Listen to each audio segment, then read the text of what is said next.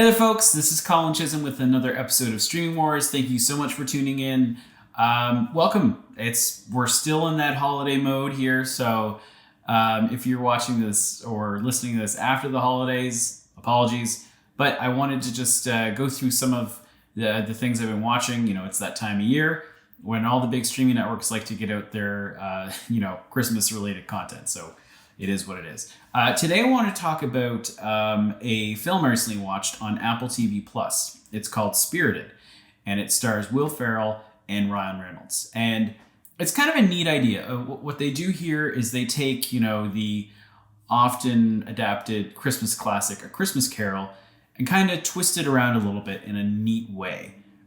Basically, in Spirited, we see the Christmas Carol kind of story or framework from the point of the ghosts. So Will Ferrell, for instance, he's the ghost of Christmas Present. The jolly kind of middle ghost who helps to show the person who is, needing to be redeemed, just kind of the errors of their ways.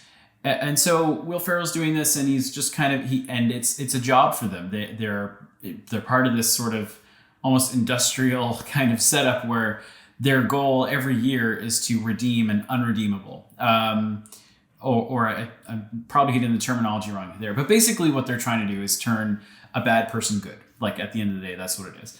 And they're going about their paces, but I think Ferrell's character, Present, is just kind of feeling a little like, we've done this so many times. I really want to kind of nag, grab a big one, Find someone who, if we change, the impact will be felt very widely. The ripple effects will be huge.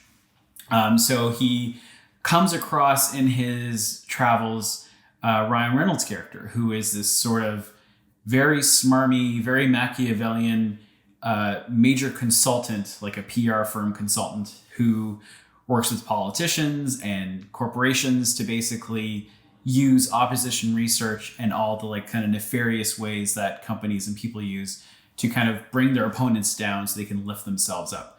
Very kind of ruthless and cutthroat. He decides, okay, this is my big whale. I'm going to get him. We're going to turn him good, and we'll see how it goes. Things sort of turn again there, where in fact it's Ryan Reynolds' character who shows the ghost the error in his ways. It's just really cool. I found it, because Christmas Carol, it has been done to death. I mean, I love the Christmas Carol, don't get me wrong, but it was a neat take, and it was kind of refreshing. The film is also a musical, so you're going to get some really interesting musical numbers that I thought were quite catchy, better than I thought they would be, and very well choreographed. The production value is when I say production value, I mean the choreography, the music, everything is done very well. A lot of the set design and stuff like that, I think intentionally looks a bit like a play. It feels like you're watching a play, like a theater performance, which is fine. I'm kind of here for that. It kind of makes it feel more intimate and more kind of real in a weird way. But yeah, I ended up really kind of enjoying this. I thought it was a nice surprise. Sometimes these Christmas movies can be a little painful, but this was a really fun musical kind of heartwarming thing that I thought was a really nice surprise. And there aren't too many of these on Apple TV Plus, so here's kind of your one for the year to kind of keep you going. I will also say Octavia Spencer, her role, she plays Ryan Reynolds' sort of executive VP, and she's great in it. She's kind of underutilized, but her moments on screen do really pop really well.